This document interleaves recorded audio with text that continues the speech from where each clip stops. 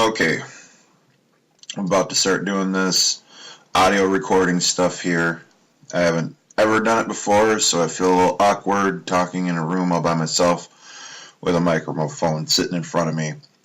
Shout out to Brent Henry, who is the one who pushed for this to get started. I have equipment and all sorts of fun stuff based on him sending me things and asking questions and all sorts of fun stuff. So for my first tryout of this, what I'm going to do is I have 3 top 5 lists. I'm going to ask these top 5 and then give you my top 5 for each one, and then I'm going to try and send it to Brent Henry, Luke Franzak, and Jonathan Norell, maybe David Johnson too. See if I can't get a couple of good answers and explanations for answers. Maybe a little bit of critique on mine as well as a critique on theirs as well. So, without further ado, here's my first top 5, which would be favorite musicians' bands. I know this sounds cliche, but music is a huge part of everyone's life, I believe, and probably mine just as much. So, everyone that I know knows that I like hard rock, metal, music, even some rap in there. So it would be no surprise when my first is Seven Dust, which is a hard rock, new metal band coming out of Georgia. Have a very good sound, has been the same throughout all 10 of their albums, and solid as can be. And then I got to say this in the middle of all this. Brent sends me a text message making fun of me for putting on this audio. And he says, well, hide the videotape. Those things always end up on the internet. So apparently he thinks something kind of like homoerotic is about to start down on this audio here. Okay, so number 1 was Seven Dust. Just a good hard rock sound. They got some good ballads in there as well. It's great. Number 2, Breaking Benjamin. Likewise, Seven Dust, a hard rock band. Some heaviness to it, some lightness. In most of their albums, you're going to find the plethora of emotions in each song. You're going to find the anger, the sorrow, the melancholy, the sadness, the joy, the happiness, and any other emotion you can pretty much figure out in between. Number 3, which I've changed up from my normal, it has become Stained. Stained, who lead singer is Aaron Lewis. Aaron Lewis is now a country singer. Sadly for all of us hard rock fellas out here. But Stained has done a very tremendous job of putting together music and taking all of taking us all by storm with their sound. I would say they're somewhere between Breaking Benjamin and Seven Dust, probably closer to Breaking Benjamin. Have that same all-around sound. Number 4 is Stevie Ray Vaughan. Stevie Ray Vaughan is arguably one of the best guitarists of all time, and that's just of any genre, best guitarist of all time. And great guttural voice, great gritty sound coming out of Texas, and having a lot of people that love his work. He's dead, died in a helicopter accident a long while ago, but his music is still huge. His brother still plays his music. Got other band other musicians, I should say, that play his music and quote him as being very good on the guitar, as Eric Clapton, B.B. King, Bonnie Raitt, his brother's Jimmy Vaughn, gosh, there's a whole bunch of others, and other musicians also cite him as an influence of learning guitar. So he's very well known in the musical industry.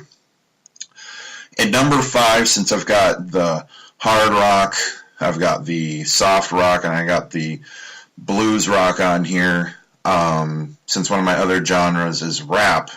And so I'm going to go with Eminem, and I know it's cliche because I'm a white guy. And what white guy doesn't like Eminem, right? But quite frankly, I like Eminem. I like pretty much everything he's ever done. Lyrically, he's had to fight harder than most black guys to get music. Listen, I just saw a Double XL, which is a hip-hop magazine. I saw their, they call it their Double XL freshman cover, and as we know, freshmen are the new guys, the new ones coming up. And I'm going to tell you what, there was probably like 15 black guys on there, or maybe I'm over-exaggerating, maybe more like 10 black guys, and there's one white guy. And I hate to say it, but we all know, or I would say, in my estimation, if the white guy didn't make it, if he didn't come and bring 120% to that game, he didn't deserve to be on that freshman cover. With that being said, he was the best one as far as I was concerned, lyrically. The rest of them, who were all black, and this is not about a race issue or anything like that, but literally I heard mumbles, jumbles, I heard like broken sentences in their rapping. I mean, gosh, these guys should really take a page out of old school book. I mean, I know Brent's talked about Jay-Z. Everyone knows Jay-Z. He's like the best rapper around right now who's alive. There's Nas, Biggie, Tupac. Hell, currently we've got, as much as I don't like Lil Wayne, there's Lil Wayne. There's Kendrick Lamar, J. Cole. There's a whole bunch of guys that lyrically have it on the mic. And this new age of mumble, garble, blah, blah, blah is seriously getting to be, is horrible. And those guys are the new freshmen. These mumble, jumble, garble bullshit of music is ridiculous. So, that's a little rant on that. But Eminem, he had to come up in this game, and he had to follow another white rapper named Vanilla Ice, who was okay rapper, but I mean, he got so much flack, so much shit from everyone. He's still one of the best-selling rappers of all time, for Ice Ice Baby. And he just kind of fell off the map, turned into a juggalo, joined ICP, which is a clown hip-hop group. Not kidding about the clown part, to put on the makeup and all the bullshit. But Eminem had to follow white rappers who were below par. And Eminem surpassed the standard, raised the bar, I would even say, with his second album, Marshall Mathers LP. At any rate, that's enough on Eminem. So that's my top 5 of favorite musicians' bands. My top 5 favorite movies, and I'm asking those that I'm going to probably try and send this to what their favorite movies will be. So, number 2 question, top 5 favorite movies. My number 1 of all time, Dead Poets Society.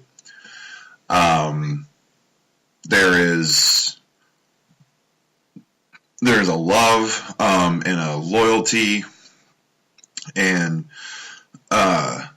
it's about young men growing up and being forced to do whatever their parents pretty much tell them to do. And they're trying to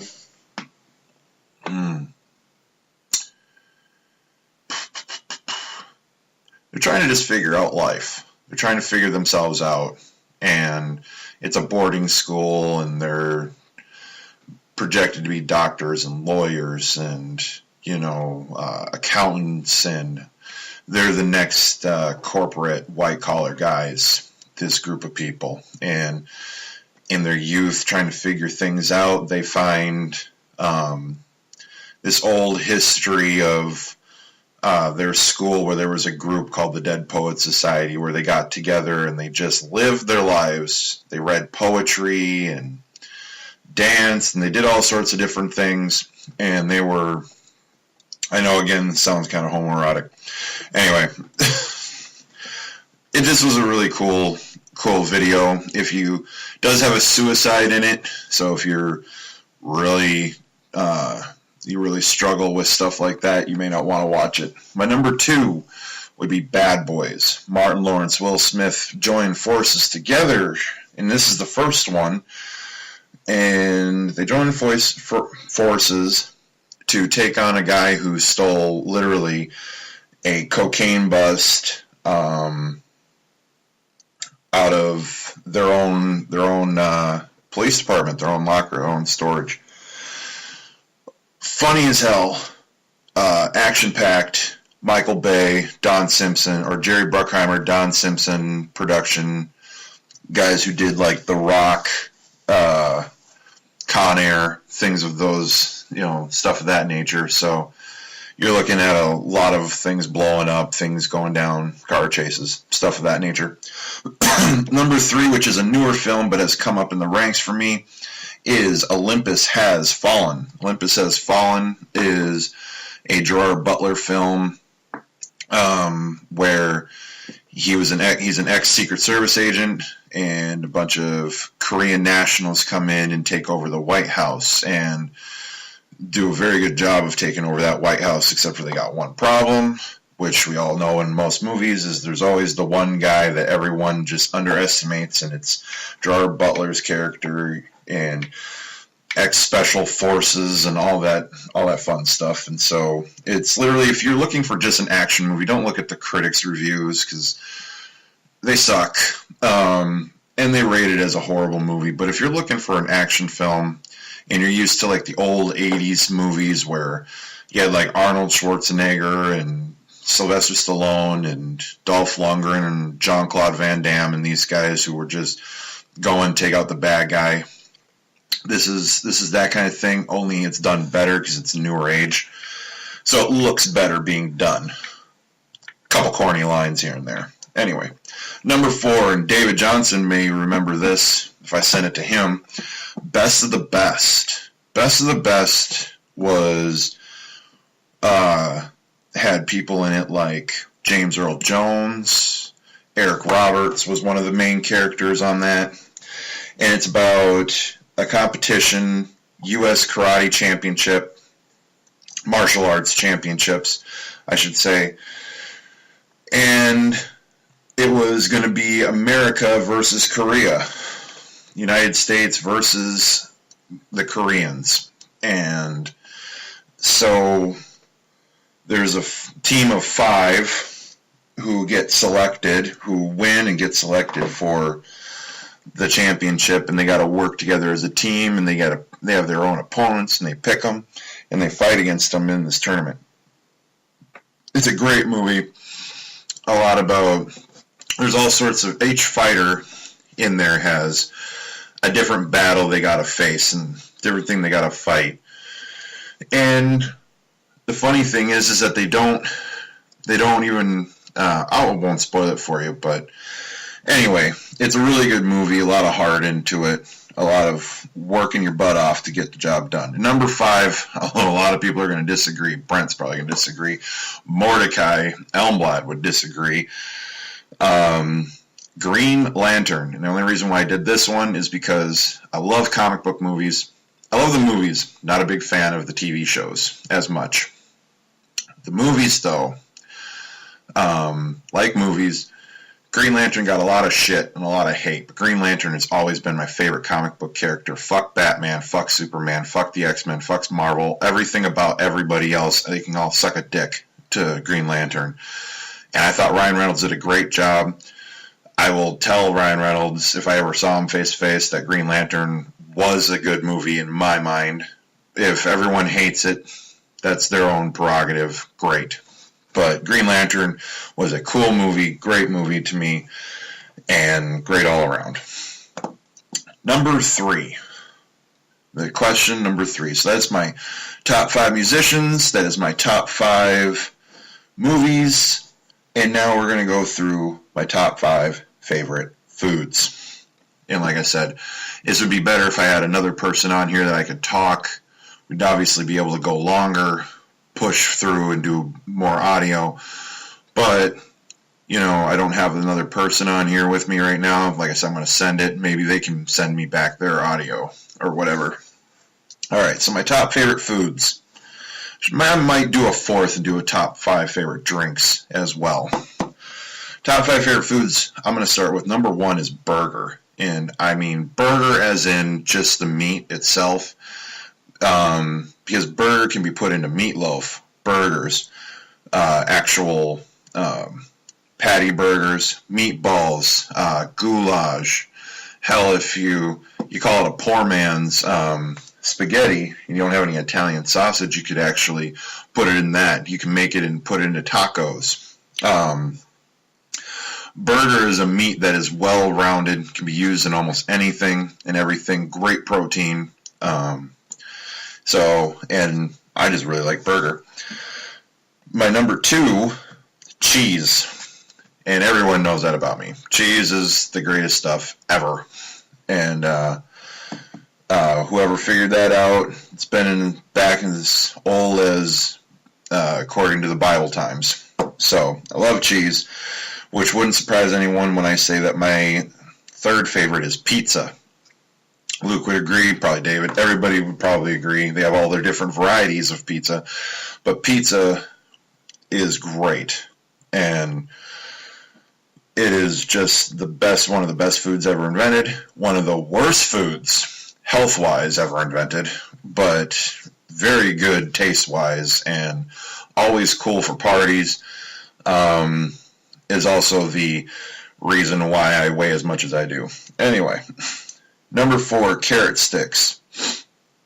I could put on here a top 5 favorite of everything and anything that's just junk food, because everybody could just pull out anything junk food wise, but carrot sticks are very good. I love having them with hummus, mustard, ranch, sour cream and salsa. I like carrot sticks with anything. I like them raw. I like them sauteed. I do not like them steamed. But carrot sticks are good all around, and they're healthy for you. Number 5 would be brats. Brats are a sausage and are delicious. And I'm not talking smoked brats. I'm talking just regular, original recipe brats. Preferably Johnsonville, but some butcher shops in the past have been able to do a very good job as well. So, yeah, very fond of brats in there. So, yeah, I think, seeing as I'm not even at 20 minutes yet, I think I'll hit up my top 5 favorite drinks. Top 5 favorite drinks. And that is going to be, number 1 is going to be coffee. Coffee is, next to water, probably the only thing I absolutely need as far as, I don't even need coffee, but the fact is it's almost that close to water, where if I don't have coffee on a regular basis daily, it's a sad situation. I like strong coffee too. I don't like weak coffee. Weak coffee is ridiculous. So coffee, and I'm definitely not, how would you put it? I'm not against also, I don't discriminate. That's what I'm looking for. I don't discriminate against coffees. Coffee is good. Black, cream, sugar, without sugar. Coffee drinks from Starbucks. Actually, we have a place out here called Woods that's pretty damn good as well.